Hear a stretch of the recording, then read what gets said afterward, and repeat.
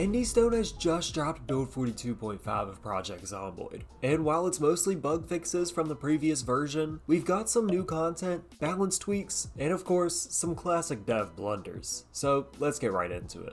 First up, there's a new Stendo's Firearms Emporium, a gun store located right behind Twiggy's bar in West Point. It's a tribute to one of the community members, Stendo Clip, who was the creator of the Vanilla Firearms expansion mod, but he's unfortunately no longer with us. Nice touch from the dev team, but they could have at least finished up the textures beforehand. Next up, forging and crafting updates. Scrapping amethyst jewelry now gives real amethyst. Antlers are now in the bones loot table, and metal scrap is easier to find. Also, you can now correctly pet raccoons. And you might be thinking, didn't they just add that in the last update? Yeah, they did, but somehow it was given the wrong animation. Nonetheless, it's fixed now. But how do you even mess something like this up? Clothing also got an update with the addition of several new clothing items, from dresses to boots. They also added in a new hide head sack, so you can now cosplay as Leatherface in the zombie apocalypse. Gold and silver coins are now technically in the game, but you can't loot or craft them yet. Right now, they just sort of exist. However, you can use them alongside scrap to forge gold and silver sheets, which could be useful later on. Now for some of the balance changes the team introduced. Spears last longer when crafted with leather strips, twine, or wire. Finally a reason to use something other than duct tape. Butchering rotten animals now drops skulls instead of magically clean skeletons. And slicing a rotten head actually drops a rotten brain. There's less clutter in looted buildings than before, so it's a bit more reasonable now.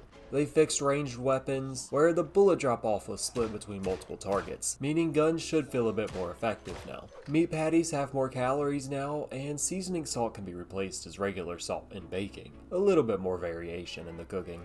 And now for the major part of the update. The list of things that were completely broken, but should now be fixed. Mac users couldn't even launch the game. Saucepans stopped boiling water, which is just hilarious. Wells and pumps gave tainted water. Forging loot tables were all sorts of messed up. Crafting was full of issues, like you couldn't smelt certain broken items, tailoring XP rewards were too low, and some clothing required the wrong materials, which still might be broken in this new patch. There was another issue with beds not working properly. If you didn't place your pillow in the right spot, your character just refused to sleep. Cars in the drive-in theater were facing the wrong way. Shotguns weren't firing at zombies on the ground. Kind of an important feature, I think. Zombies were blocking shotgun fire when attacking other zombies on the ground. Metabolism traits finally have icons. Engine parts couldn't be removed. Painting a trailer door frame turned it into a window frame. Smoker trait was bugged. Characters would keep coughing even after recovering from a cold. And post-samurai here, yeah, this isn't fixed. Apparently, you cough all the time now with the smoker trait. Just be aware.